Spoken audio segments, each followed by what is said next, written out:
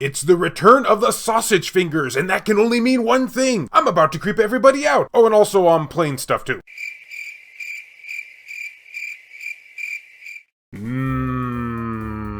Now there's a mental picture for you. Greetings fellow Vita fans, this is James with PSVita at 2 a.m. coming at you once again with another exciting video. And if you're new here and love everything PlayStation Vita, don't forget to subscribe and make sure to leave me your thoughts and opinions down in the comment section. And let me know what you've been currently playing. With East Asia Soft's final releases finally behind us, I have been picking up more physical PS Vita games on the cheap as of late. And I wanted to share some of those with you right now, but this is going to be a combination of what I've been playing along with what I've picked up too. Half and half. We're not even a minute into the video and already I'm confused, but let's just pretend that I'm making sense. First game is, as while you probably already saw from it being on the top of the stack, is Atelier Totori, The Adventure in Our Land, which I think is supposed to be a play on word for Ireland, but I'm just some ignorant dude that lives in his basement, so what do I know? However, what I do know is that this is the second release in the Our Land series, with the first one being Rorona. But in Totori, which is the one we're talking about currently, the quest is all about a young lass in search of her missing mother.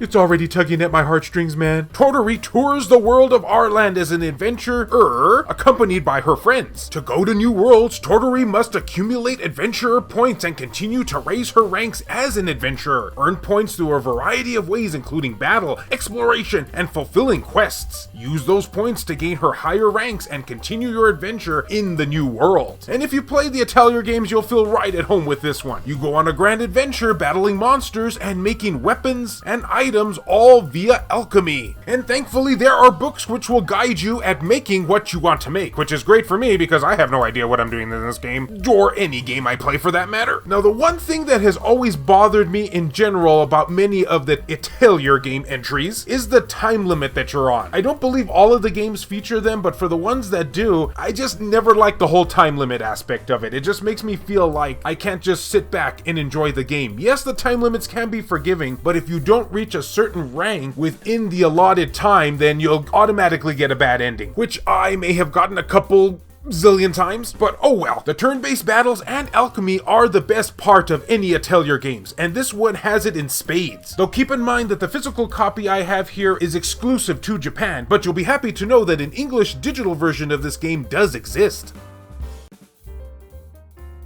Totori, get out of here because we have another game to talk about. Now this one some of you might find interesting because this is a game I simultaneously have never featured on the channel, yet have at the same time. See, I told you we're already 2 games in and it's even getting more confusing now. But this is Looney Tunes Galactic Sports. And you see, the reason why things have ended up this way with this game is because I have featured it many times while I'm talking about certain news articles or channel updates. I had gameplay of it playing in the background, but I've never actually talked about this title, which is hard to believe, but you know, this is me we're talking about, so maybe it's not that hard to believe. Trust me, we believe it. So what exactly do you do in Looney Tunes Galactic Sports? Well, I don't think I'm providing any plot twists here when I say that you play as a Looney Tune characters, playing sports in outer space. Dun dun dun. So when you first start off the game, you have very little characters to choose from, but as you progress, you will be able to unlock more, which comes down to roughly is 6. Correct me if I'm wrong here, but I think there's way more characters than just 6 in Looney Tunes. I think we could have used more, and that in a nutshell is the best way I can describe this game. It needs more. Don't get me wrong, I really enjoyed what I did play here, but it just doesn't have enough to really give you a satisfying experience. I mean, there's very even little plot here. Basically, Marvin the Martian is hosting a galactic sports event, and you're one of the Looney Tunes participating in it, and that's it. Seriously, devs, you couldn't offer us a better story than that. So basically, everybody in this game is going through an ego trip. Even the games that this title has to offer, which come in the form of mini games, isn't much. It's only 6 as well, which includes a space race, space boxing, trap shooting, an aquatic sport, space golf, and galactic archery. Most of which these events only last maybe a couple of minutes or so. So again, not a bad game, it just needed way more content. Much like me at a buffet. I'd say if you can find it on the cheap, it might be worth taking a look at, but if not, I'd probably save my money for something better. Kinda like not me at a buffet.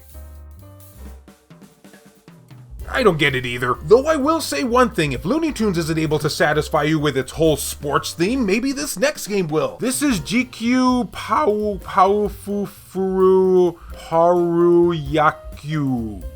Ooh, I'm like 99% sure I said that wrong, but baseball, yay. Now this in fact here is one of my recent pickups, and it's a game that's exclusive to Japan only. I picked up the 2012 version, but have also acquired many others from an eBay user who was selling them on the cheap. I mean, honestly, these games go for like $7 if you look hard enough, so it was well worth it to me. So in 2012 edition, well, it's baseball essentially, with a 2012 roster. And I would say it does play close to the MLB series on the Vita, only with more chibi-like characters that are inspired by Rayman? I don't know. Is that a thing? I guess it's a thing. Now, as a Japan-only release for Vita, I do have to warn you is that this game does have a lot of menus. And when I say a lot, I mean a lot of menus. And you'd think that would make it unplayable, but no, not at all actually. Because when you get into the actual game, it's very easy to learn. Whether you're batting or pitching, you can manipulate how you swing your bat very easily with the cursor as where the ball will go if you're pitching, and the game will automatically switch you to one of the nearest baseball players when the ball is hit into the field, and then using the diamond-like shape of the PlayStation Vita controller, I mean, the whole thing is a controller, right? Or the PlayStation schematic, you know, with the whole X triangle circle thing, those buttons are mapped to which part of the field you will throw them to, i.e. circle is first base, triangle is second base, and so on. Do you get it? Me neither, but it does work. So as an overall sense with the menus and everything, it might not be the most import-friendly game to play, but it also is so cheap and easy to pick up with the actual gameplay, I highly recommend at least giving it a shot. Get it? Shot? Baseball. That was a bad pun. Try terrible.